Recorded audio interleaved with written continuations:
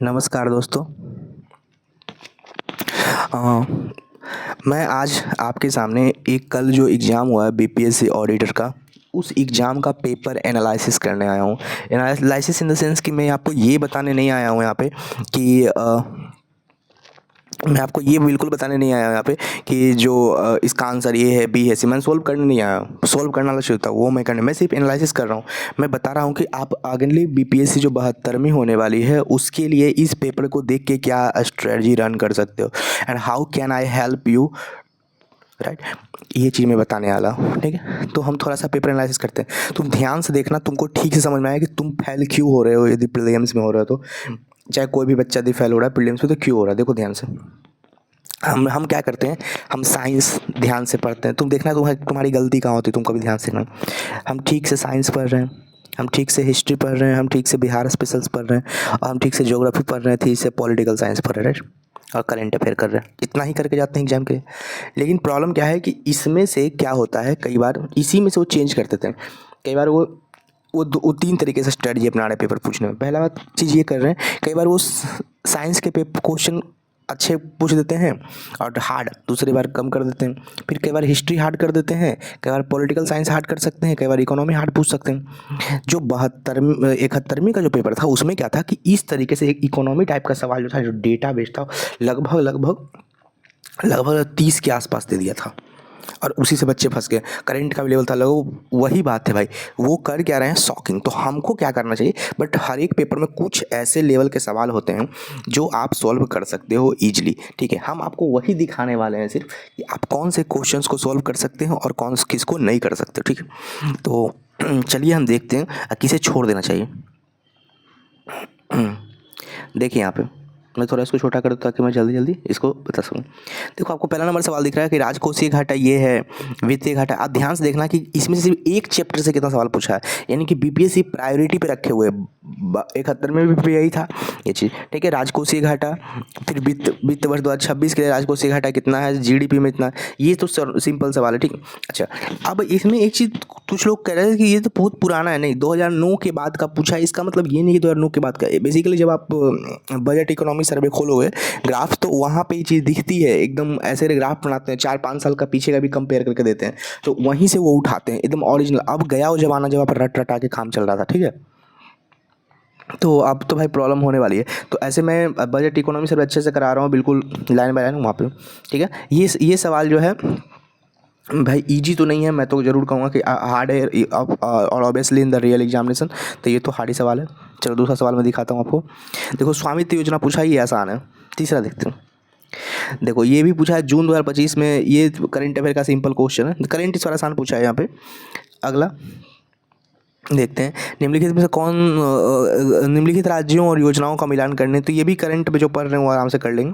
Next सवाल देखिए, वित्त वर्ष 2022 के लिए जो है वित्त वर्ष 2026 में भारत सरकार द्वारा पूंजीगत व्यय, ये भी देखिए एकदम बजट इकोनॉमी सर्वे से 4 सवाल हो गया। देखो ये भी देखो बजट, ये पीएलएफ सर्वे आया था वो भी करंट का, ये 5 हो गया।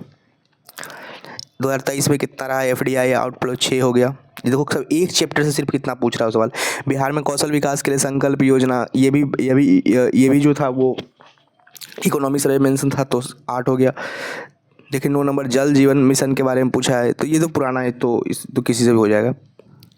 मैं बस आपको ये दिखाने के लिए आया हूँ, ना कि मैं पेपर सोल्व कराने के लिए आया हूँ, कि आपको जो है देखो यहाँ पे निर्माण उद्योग एमएसएमई के बारे में पूछा है, ये भी देखो इकोनॉमी सर्विस पूछा है, ठीक है। मिशन लाइफ के बारे में पूछा है, ये देखो बीपीएससी में। तो हमको एक चीज़ समझ में आया कि जो बीपीएससी का पिछले साल का प्रीवियस ईयर उसके ऑप्शन को भी एनालिसिस करना चाहिए। देखो वहाँ से मिशन लाइफ एक ऑप्शन में था पिछले बार में, तो वहाँ से देखो एक सवाल आया, ठीक है।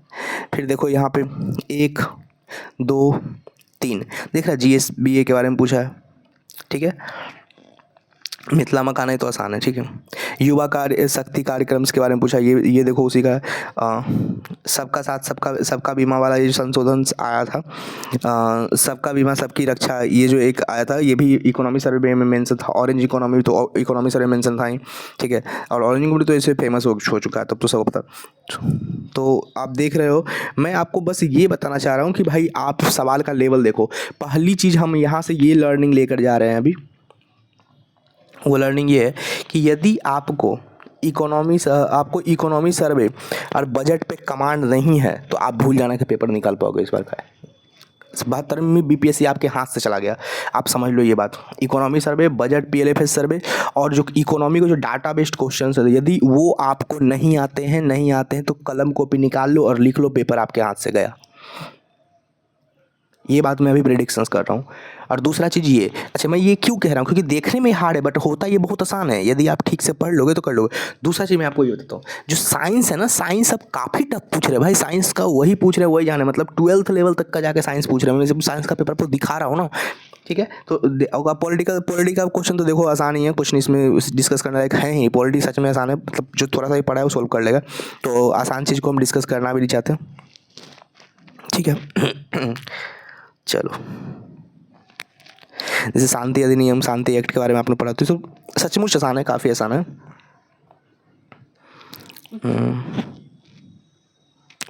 ये क्रिकेट से पूछा है, दिव्य देशमुख, ये सब तो आसान है। जो हार्ड है मैं सिर्फ उसको डिस्कस कर रहा हूँ कि कहाँ पे भी आप मार खा सकते हो।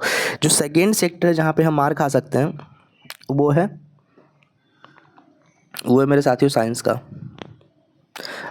हिस्ट्री भी ऑलमोस्ट ईजी पूछा है। हिस्ट्री में एक चीज़ अभी देखने वाली क्या मामला है, अच्छा हिस्ट्री में एक टॉपिक भाई जो है एकदम हम पढ़ के चल जाना, कौन सा मैं बताता हूँ, देखो ध्यान से। पहले जो हिस्ट्री में सवाल देखो, हिस्ट्री में उनका अब हमको इस बार जो चीज़ें हैं वो सेट होते दिख रही है। हिस्ट्री में पहले उनका जो सवाल पूछने का तरीका होता था वो होता था ज़्यादातर आज़ादी के सेकेंड से, गांधीवादी से लेकर आज़ादी तक के टाइम तक, ठीक है, वो ज़्यादा पूछते थे, उसी में कब आए नहीं आए इस टाइप से, ठीक है। अब जो है वो पहले खासकर कंसोलिडेशंस वाला पार्ट पूछ रहे हैं, यानी उन्होंने पेपर के पैटर्न में कुछ चेंज कर दिया। कंसोलिडेशंस में कैसे रूहल्ला बने, कैसे ये बने, ठीक है, और उन्होंने एक चैप्टर से जो है बहुत पूछा। दूसरा जो उनका जो फोकस है वो विदेश में जो पत्रकार, विदेशी जो भारतीय क्रांतिकारी लोग थे जो विदेश में बसे थे उससे, इस टॉपिक से सिर्फ विदेश में जो भारतीय क्रांतिकारी, इससे 5-6 सवाल उन्होंने पूछा है। तो हमको दो चीज़ें अच्छी से करनी, पत्र पत्रिकारिता करनी है और मॉडर्न हिस्ट्री को ठीक से कर लेना, और एनिशिएंट और मेडाइवल को भी करना है, क्योंकि इससे भी अच्छे लेवल के सवाल आ रहे हैं, ठीक है। तो कुल मिला के आपका हो जाएगा यहाँ पे, ठीक है। मैं आपको ये 4 चीज़ मैंने प्रेडिक्शंस करके बता दिया जो मैं देखा हूँ इस पेपर को, उस हिसाब से देख लो।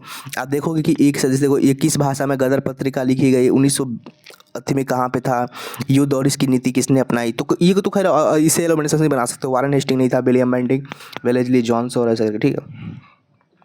देखो ये यूनाइटेड पैट्रियाटिक एसोसिएशन के बारे में, ये सब देखने में आसान सवाल है, एग्जाम में बहुत हालत ख़राब कर देता है सब, है ना। तो एक तो ये हो गया, तो ये सब आप कर देना भाई। साइंस का भाई मेरे को पता खुद नहीं चल रहा है, साइंस के बारे में आपको कोई सही आदमी बता सकता है। मेरे को जहाँ तक लग रहा है ना कि साइंस के बारे में, ज्योग्राफी का सवाल उतना नहीं पूछा है तो इसलिए ज्योग्राफी पे ज़्यादा चर्चा में नहीं कर पाऊँगा, ठीक है। अच्छा साइंस के बारे में भाई मेरे को, मैं सच्ची ऑनेस्टली बता रहा हूँ कि अब साइंस जो है आपको कोई अच्छे टीचर से ही पढ़ना पड़ेगा। मुझे साइंस नहीं आता तो मैं तो नहीं करा सकता हूँ, बट मैं हिस्ट्री की गारंटी ले सकता हूँ, ज्योग्राफी, पॉलिटिकल साइंस, इकोनॉमिक्स के पूरे करंट के।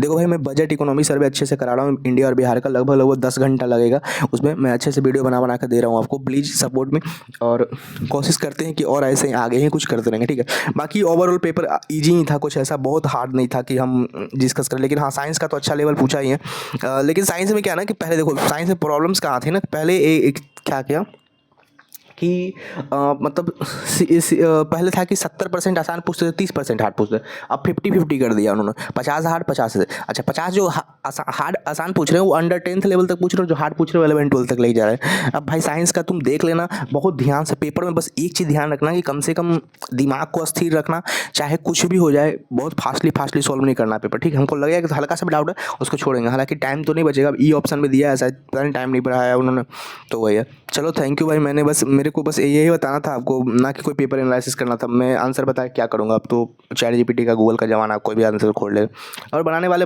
आंसर की दे ही रहे होंगे, मैं क्या ही आंसर दूँ इसका, है ना। तो वो चीज़ है। देखो आप ये सब कहाँ से पूछा, राउल्ट का नियम से वगैरह पूछा, गणितीय रूपण दिख रहा है आपको। देखो ये सब एल्डिहाइड वगैरह के बारे में पूछा, ये दिख रहा है ना कैसा हार्ड है, मतलब हार्ड है। देखो ये सब दिख रहा है इक्वेशन टाइप का, ये सब हम तो देख के भाई प्राण छूट जाता है, खासकर जहाँ पर अब मैं क्या बोलूँ इस सब का देख के, ऐसा ऐसा पेपर वो क्यों पूछ रहे हैं मेरे को समझ नहीं आया। उनको साइंस इस लेवल का क्यों पूछ रहे हैं, हालांकि आसान ही पूछा है ऐसा नहीं, मतलब 60 और 40 का रेशियो, 60% आसान है साइंस में और 40% हार्ड है। ओवरऑल पेपर को मैं एनालाइज करके बता सकता हूँ। मैथ उसमें भी रीजनिंग में आसानी है। ओवरऑल जो पेपर पूछे गए हैं वो मॉडरेट, ईजी टू मॉडरेट है, हार्ड तो नहीं लेकर गए।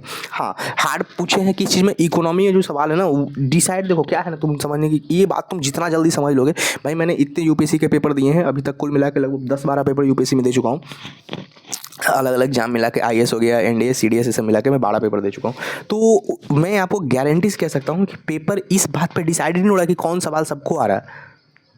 यदि मान लो एक सवाल बहुत आसान है, सबको आ रहा है, तो उस पर तो ऐसे भी कट ऑफ डिसाइड नहीं होगा। लेकिन